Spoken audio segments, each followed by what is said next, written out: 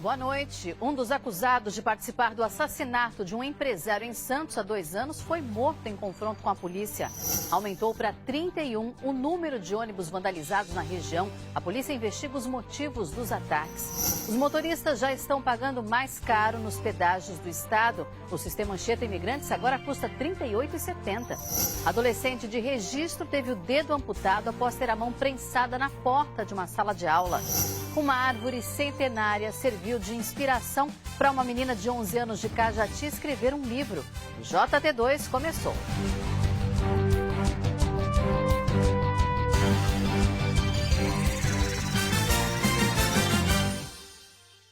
Foi morto em um confronto com a polícia, um dos acusados de participar do assassinato de um empresário em Santos em fevereiro de 2023. O crime foi na loja que funcionava num prédio comercial na Avenida Conselheiro Nébias. Vamos falar com o Matheus Crossi. Boa noite, Matheus. Olá, muito boa noite, Melissa. Boa noite a todos. Essa operação aconteceu na noite de ontem. As equipes estavam realizando um patrulhamento na região do Rádio Clube, quando a polícia militar se deparou ali com 5 homens, 3 deles armados. Teve uma troca de tiros, eles conseguiram fugir, se esconderam atrás de barricadas quando teve uma nova troca de tiros. Nisso, Alexander, de 28 anos, ele foi morto. Na verdade, ele levou alguns tiros, a polícia chegou a acionar o SAMU, mas ele não resistiu aos ferimentos. Com ele foi apreendida aí 2 pistolas, inclusive com um suporte onde acaba se transformando numa submetralhadora. Esse homem, segundo a polícia, é suspeito de participação na morte de um empresário que aconteceu em fevereiro do ano passado. Ele foi morto com um tiro no peito, esse empresário, enquanto atendia um falso cliente que marcou o horário na loja de celulares na região da Conselheiro Nébias, no bairro da Encruzilhada. Um caso que chamou muita atenção. O outro que teria atirado nesse empresário, ele também foi morto no final do ano passado, numa operação também da Polícia Militar. E um terceiro suspeito segue preso. A polícia ainda segue agora investigando as causas e também todo o material que foi apreendido, já que foram apreendidas aí 2 pistolas, como eu comentei, além desse suporte que acaba transformando ela numa submetralhadora, além de mochilas, drogas e também celulares. Melissa. Matheus, agora a gente vai falar de um outro assunto que você também acompanhou hoje, que é o número de ônibus vandalizados aqui na região. Aumentou, a gente mostrou ontem no JT2 que eram 28 ônibus que sofreram vandalismo na região, mas esse número aumentou.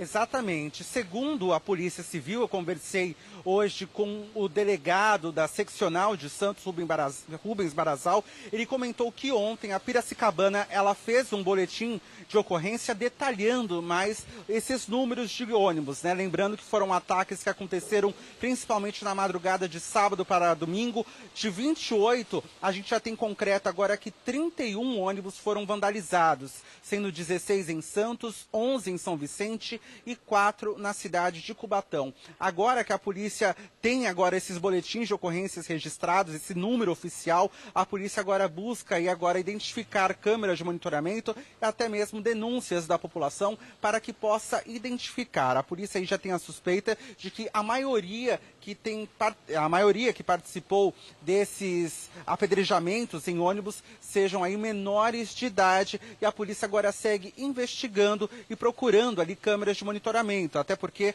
como eu comentei, não aconteceu somente na cidade de Santos, mas também em Cubatão, São Vicente e em várias cidades da capital. Eu preparei uma matéria, vamos ver aí um resumo de que já tem de atualização sobre esse caso. A polícia procura imagens de monitoramento de ruas e avenidas que possam encontrar os responsáveis pelos ataques. Todas as hipóteses elas são checadas, nenhuma hipótese ela é efetivamente descartada, de modo que somente as investigações, quando nós as concluirmos, é que poderão dizer de fato a motivação desses atentados. Segundo o delegado seccional de Santos, há indícios de que possa se tratar de um desafio promovido pelas redes sociais. De que a grande maioria teria sido praticado por adolescentes, né? Adolescentes que também estão sujeitos, evidentemente, né, às consequências legais, né? Os boletins foram elaborados com relação aos crimes de danos materiais, de associação criminosa e de perigo para a vida ou saúde de outrem. Segundo a Polícia Civil, 31 ônibus foram apedrejados na nossa região. Desse total, 16 em Santos, 11 em São Vicente e 4 em Cubatão. Esse vídeo foi gravado por uma mulher que estava saindo de Santos para prestar concurso em Jundiaí. Ela contou que na entrada da cidade o ônibus foi apedrejado. Ninguém ficou ferido e mesmo com o vidro da janela quebrado, o motorista seguiu viagem. Em Santos, de acordo com a CET, os ataques aconteceram em avenidas importantes e movimentadas, como Nossa Senhora de Fátima, Pinheiro Machado e até na Avenida da Praia. O serviço continuou sendo prestado normalmente. Os ônibus que tiveram os vidros quebrados foram retirados de circulação para passar por reparos e foram substituídos por veículos reservas. Os pedágios das rodovias do estado ficaram mais caros hoje. A Artesp, a Agência Reguladora de Transporte do Estado, autorizou o reajuste das tarifas. O sistema Anchieta Imigrantes é o que tem os valores mais altos, um aumento de mais de 5%. Os reajustes acompanham a inflação dos últimos 12 meses com base no IPCA, o Índice de Preços ao Consumidor Amplo. Esse é o indicador oficial usado pelo IBGE. A taxa nesse período foi de 5,31%.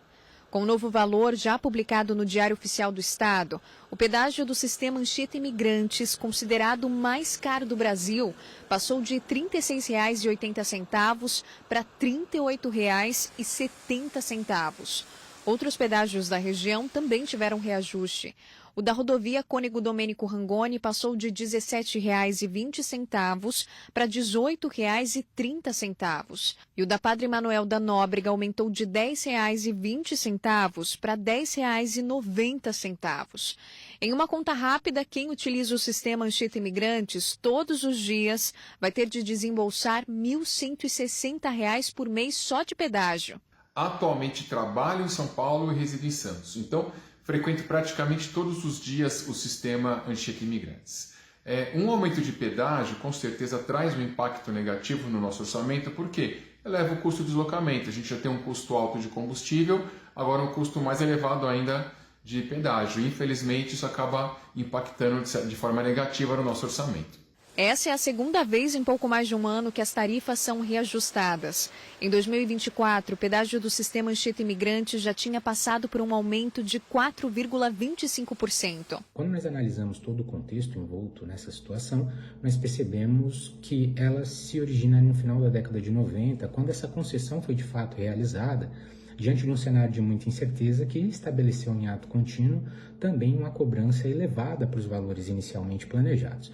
E a partir disso, com a continuidade da concessão, esses valores vêm sendo acrescidos ano após ano, diante, muitas vezes, inclusive, de uma necessidade do Estado de provimento de obras, intervenções em infraestrutura em troca da ampliação dessa concessão. Ainda de acordo com a agência reguladora, os valores foram definidos com base nas regras contratuais para diminuir os desequilíbrios financeiros em 7 trechos concedidos. O meio de transporte que eu utilizo para viajar é o ônibus. Então, com certeza, o aumento da taxa do pedágio vai influenciar no meu orçamento, porque quando aumenta o pedágio, eles já repassam esse valor para a passagem e aí a passagem vai ficar cada vez mais cara. Esse aumento é um absurdo, porque além de ser o pedágio mais caro do Brasil, não reflete em nada o serviço.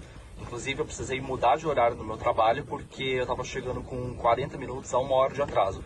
E, inclusive, nas últimas semanas, eu precisei atrasar umas 2 ou 3 horas por causa das obras da Imigrantes em horário de pico. Para quem passa por aqui todos os dias, o preço cobrado precisa refletir também a qualidade das rodovias. A Ecovias, que é a concessionária que administra o sistema Anchieta Imigrantes, disse em nota que investiu nos últimos 27 anos mais de 10 bilhões de reais e que ainda em 2025 pretende realizar intervenções para melhorar o serviço. Há hoje, por exemplo, um Wi-Fi que pode ser ampliado, melhorado, aumento dos postos de suporte, socorro e principalmente a questão da iluminação em alguns pontos estratégicos onde nós temos visto recentemente aí, o crime organizado atuando, colocando um fator de insegurança muito grande a partir do fato de que a iluminação é precária em alguns pontos, sobretudo no final do trecho de serra. Um tipo de golpe tem aumentado na região. Os criminosos entram em contato com a possível vítima sobre um dinheiro que ela tem a receber de uma ação judicial. E para ter acesso ao valor, a pessoa precisa fazer um pagamento. E é assim que ela é roubada. A OAB de Santos fez uma cartilha de orientações sobre os possíveis golpes. Rogério teve um problema com uma companhia aérea em 2023. Depois disso, decidiu entrar com um processo contra a empresa. Em maio, criminosos entraram em contato com ele pelo WhatsApp. Coincidentemente, há 2, 3 dias anteriores, o meu advogado me ligou e falou que tinha saído o processo. Então eu recebi essa mensagem via WhatsApp, falei, ué, então saiu realmente. Eles me mandaram o processo inteiro, original, falando que ia depositar o valor na minha conta para eu passar os dados da minha conta. Eu, como eu tinha conversado com o meu advogado, acabei passando o número da conta, eles me ligaram. Falou, o doutor Felipe vai te ligar na sequência para você ver se realmente o dinheiro entrou na sua conta. Essas conversas de celular mostram como os criminosos agiam. Eles apresentaram os números e os documentos do processo. E até uma videochamada foi feita com um dos golpistas que se passava por advogado do escritório. Falou, vamos gravar a conversa por conta de LGPD, por causa da Lei de Proteção de Dados. Eu falei, tranquilo, até achei melhor. Você pode entrar na sua conta e ver se o dinheiro foi recebido ou não? Eu entrei, olhei e falei, o dinheiro realmente não foi recebido ainda. Como o valor do dinheiro não tinha caído na conta, eles tentaram mais uma vez 5 dias depois e pediram para dar prosseguimento ao processo. Eu tinha um almoço com o meu advogado. Por sinal, perguntei e falei para ele, doutor Felipe, realmente aquele dinheiro vai entrar, né? Que você tinha comentado comigo há 3 dias atrás. Ele falou, por quê? Já entrou na sua conta? Eu falei, não, o doutor Felipe do seu escritório me ligou. Ele falou, não trabalha o doutor Felipe, só trabalha o doutor Bruno. Aí eu falei, deve ser fraude. Aí ele olhou toda a conversa, realmente era uma fraude. O golpe costuma ser aplicado quando os valores das ações estão prestes a ser liberados. Os falsos advogados alegam que precisam de um valor para liberar essa quantia ou então começam a cobrar pelos serviços prestados. Provavelmente mandariam algum tipo de guia para ele falsa, para cair no depósito na conta de alguém, ou algum depósito diretamente como se fosse honorários. E com isso, provavelmente sumiriam. E aí fica uma situação difícil entre o cliente e o advogado, porque não foi o advogado que recebeu, e na verdade depois pode ficar prejudicado até seus honorários. No começo de junho, uma investigação levou à prisão de 2 homens suspeitos de se passarem por falsos advogados. Uma denúncia anônima indicou uma quadrilha que praticava o golpe dentro de um prédio na Praia Grande. No imóvel foram apreendidos vários celulares. Nos aparelhos, a polícia encontrou algumas conversas que confirmavam o esquema. Por isso, a OAB faz o alerta. Quem entra em contato com o seu advogado para verificar se é o próprio escritório ou ele mesmo que está entrando em contato. E o que a gente pede é que seja em telefone fixo do próprio escritório. Ao advogado, nós publicamos uma cartilha que deve ser feito, um boletim de ocorrência. Inclusive, a OAB Santos disponibiliza uma declaração ao advogado de que ele está sendo vítima de golpe, que ele informou a instituição, justamente para amanhã ele poder ser processado no Tribunal de Ética da OAB como se ele tivesse cometido a fraude. E em Registro, uma menina de 13 anos, estudante de escola estadual, teve parte do dedo amputada após ter a mão prensada na porta da sala de aula. A suspeita é que o acidente tenha sido cometido por colegas de classe. O acidente aconteceu nessa escola, que fica no bairro Xangri-Lá, em Registro. Segundo a aluna, ela saiu para ir ao banheiro. E tudo aconteceu quando voltou para a sala de aula. Ela falou para mim que foi no banheiro, né? E quando ela chegou em sala, ela ficou na porta. Aí ficou com a mão na porta. Nessa, os meninos, com a brincadeira que eles têm lá de costume, né? E fecharam a porta. Ela começou a gritar, falar que o dedo dela estava na porta, estava prendendo o dedo dela. Mesmo assim, ninguém abriu. Ela só conseguiu tirar porque realmente ficou o dedo, a parte do dedo dela não ficou na porta. Ela falou que ela gritava, falando que o dedo dela estava preso e ninguém fazia nada. E tinha professora em sala, o pessoal estava tudo ali, estavam os alunos, tudo. Os alunos que começaram a socorrer ela. A mãe conta que foi avisada pela escola, mas que não foi informada sobre a gravidade do acidente. Ela estava sendo encaminhada para o UPA de ambulância porque tinha feito um corte no dedo. E estava sangrando muito, se eu podia, né, já comparecer no UPA. Com a mão enfaixada e os socorristas com a parte do dedo na gaze. E aí eu vi a dimensão da situação, né, o que realmente aconteceu. Segundo a mãe, houve uma tentativa de reimplante do dedo, mas sem sucesso. A menina, que tem 13 anos, já teve alta médica e está tomando medicamentos em casa. É uma lesão para o resto da vida, não é só a lesão física, né? É o psicológico dela também, que está bem abalado. Foi com a minha, né? Deus o livre, pode ser com outros, podia ter sido uma coisa pior, né? É uma escola, gente. O caso foi registrado como lesão corporal no primeiro DP de registro. É uma escola que tem câmera, tem diretor, tem coordenador, tem adultos, gente. Tem professor em sala, o professor estava em sala de aula. Como que isso pôde acontecer? Como que aglomera um pouco de aluno na porta da sala? Em nota, a Diretoria de Ensino de Registro lamentou profundamente o ocorrido e informa que está apurando as circunstâncias do acidente.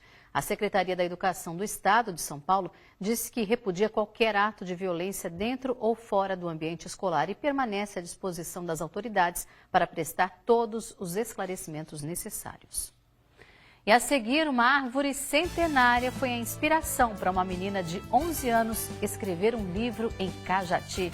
E tem exposição sobre a vida de Afonso Schmidt na Pinacoteca em Santos. A gente volta já.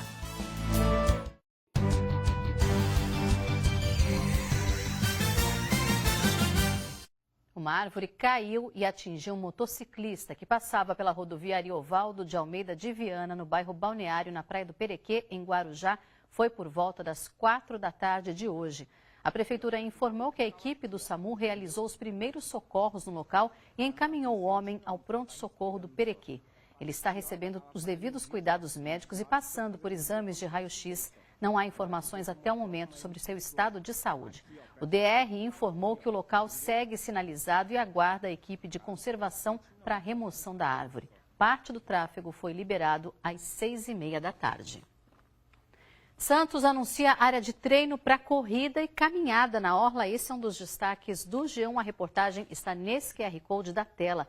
O espaço voltado exclusivamente para corredores e caminhantes funcionará em caráter experimental a partir da próxima terça-feira, nas madrugadas de terça, quarta e quinta-feira, das 4 às 6 horas da manhã, exceto em feriados e dias de chuva. A área de treinamento será na Avenida Bartolomeu de Gusmão. Durante o funcionamento, a Avenida da Praia será interditada no sentido José Menino, Ponta da Praia. Como alternativa, os motoristas devem usar a Avenida Epitácio Pessoa. O transporte público também terá mudanças. Mais detalhes no g1.com.br/Santos. Agora eu troco de tela para a gente falar do tempo, porque é hora da previsão e a gente já começa com imagens ao vivo de Santos. A terça-feira segue fria e chuvosa nas cidades da Baixada Santista. Agora faz 17 graus, mas com vento gelado. A sensação térmica é de temperatura mais baixa. A máxima hoje, olha só, foi de 18 graus, então foi um dia bem gelado aqui para os nossos padrões na Baixada Santista, né?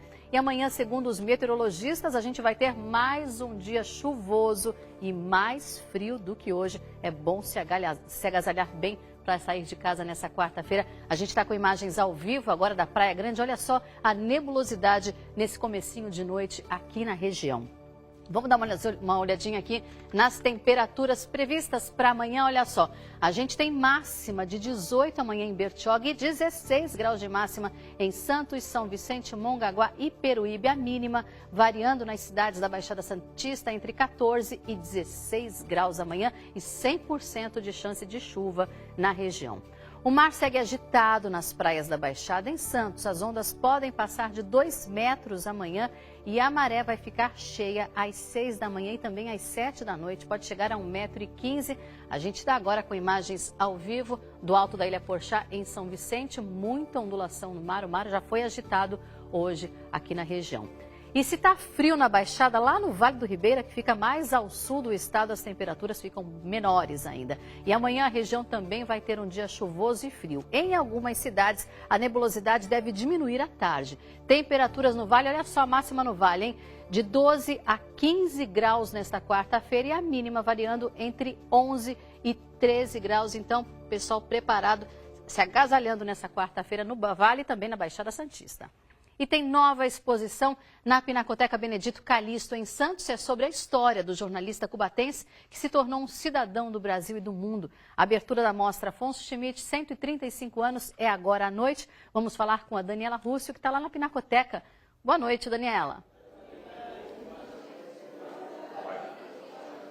Oi, Melissa, boa noite a você, boa noite a todos que acompanham o JT2. A exposição começa já aqui na Pinacoteca Benedito Calixto e segue até o dia 13 de julho. Uma excelente oportunidade do público conhecer um pouquinho da história de Afonso Schmidt, ele que nasceu em Cubatão, mas se tornou um homem do Brasil e do mundo. E para falar sobre essa mostra, eu estou com o curador da exposição, Douglas Gadelha. Douglas, boa noite.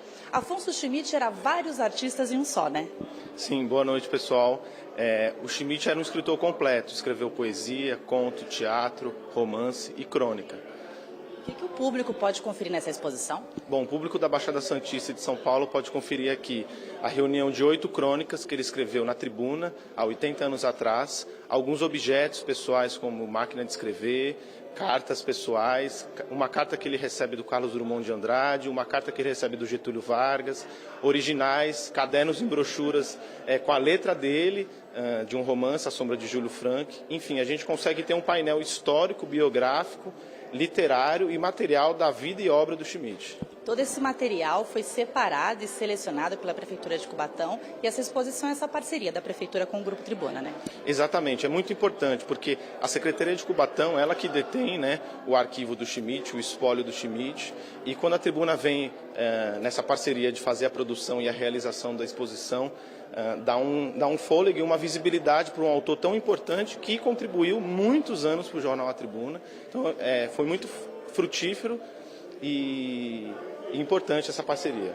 E ele é um escritor que lá atrás já escrevia de assuntos tão atuais, né, como os indígenas.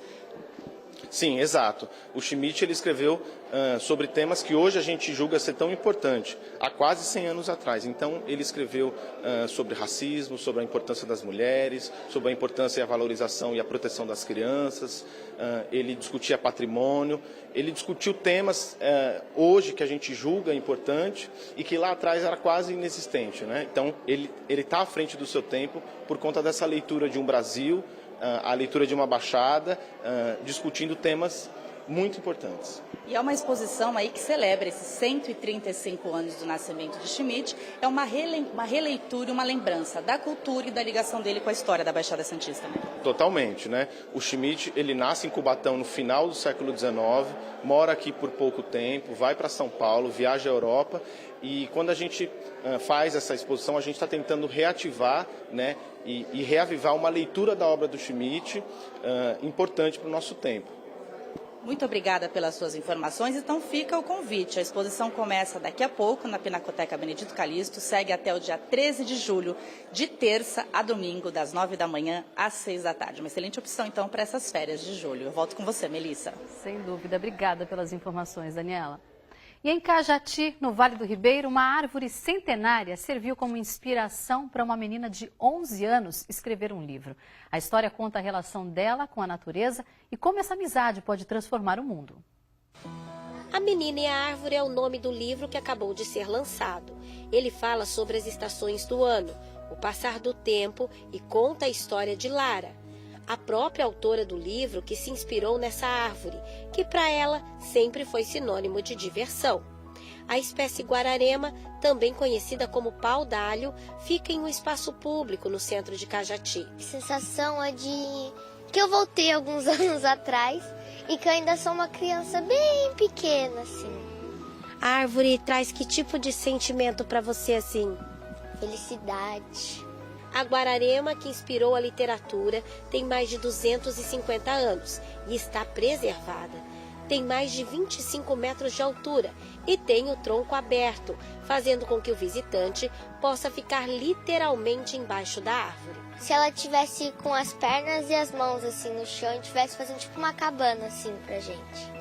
E é gostoso essa sensação? É, aqui no verão fica bem fresquinho. História, natureza, infância, diversão. Uma realização também para a mãe de Lara, que ajudou a escrever e acompanhou cada etapa do livro. E fazia livrinhos assim em casa, né? E poder tornar isso a público, né? Ter concreto, ter impresso e publicável, digamos assim, foi maravilhoso, assim. Foi uma é uma experiência incrível. Mais de um ano, né, esse processo todo de escrever, diagramar, de passar para a ilustradora para ela desenhar, colorir, né, e digitalizar. Esse amor pela árvore está fazendo ela ficar ainda mais famosa e ser ainda mais valorizada em Cajati. Essa árvore, ela pertence às memórias afetivas de muitos munícipes. Segundo o meio ambiente, ela está aqui há mais de 250 anos. E eu, neste momento, na minha função, preciso angariar, buscar pontos, espaços. E por que não valorizar esse espaço público no centro da cidade, histórico, que faz parte das memórias das pessoas. Muitas pessoas cresceram, passaram por ela, brincaram com ela. E nós podemos então aproveitar esse espaço público livre para que as pessoas venham aqui conhecer, turistar e valorizar esse espaço de Cajati, no Vale do Ribeira. Ela faz parte da memória afetiva de adultos que também brincavam por aqui na infância e agora acompanham o lançamento do livro. As memórias são as mais doces e fortes possíveis, né? Era um tempo diferente, onde a gente tinha mais liberdade, porque era mais seguro. E as minhas memórias, como o supermercado da cidade era próximo, enquanto minha mãe estava fazendo compra, eu desbravava a natureza, porque era um desbravar, né? Pequena, e eu chegava até esse local mágico, para mim sempre foi mágico, de inspiração, brincadeira e sonho. Alecrim, alecrim dourado que nasceu no campo sem ser semeado. Ela era fechada, era uma oca, né? Hoje ela está aberta. Ela vinha do mercado, eu vinha de uma escola ali no ADC. Então era uma fantasia, era isso, sabe? Nós éramos ingênuos, a gente não sentia o perigo. Então a gente vinha brincar, via os amigos, os pais não se preocupavam, porque a gente brincava e retornava no final da tarde e contava história, e cantava. E todas as brincadeiras de pega-pega, esconde-esconde, era tudo feito nessa árvore aqui. Foi meu amor que me disse assim, que a flor do campo é o alecrim. O livro é a prova de que a natureza pode ser uma grande inspiração, mágica, divertida e fazer parte da literatura em qualquer idade. Sintam inspiradas em brincar na árvore também, né? Se conectar com a natureza. E que essa infância dela seja sempre relembrada, que essa infância dela seja sempre vivida, que ela não perca essa beleza, essa inocência, né? Esse interesse pela natureza, esse respeito pela natureza, que ela tem muito respeito, e interesse pela literatura, né? Que no mundo em que a gente vive, tudo no digital, no celular, ter a Lara escrevendo e gostando de ler é missão cumprida. Que linda, parabéns para a Lara. E o JT2 terminou. Acessando o QR Code da tela, você entra no canal de WhatsApp do G1 e acompanha outras notícias da região. Uma boa noite para você e até amanhã.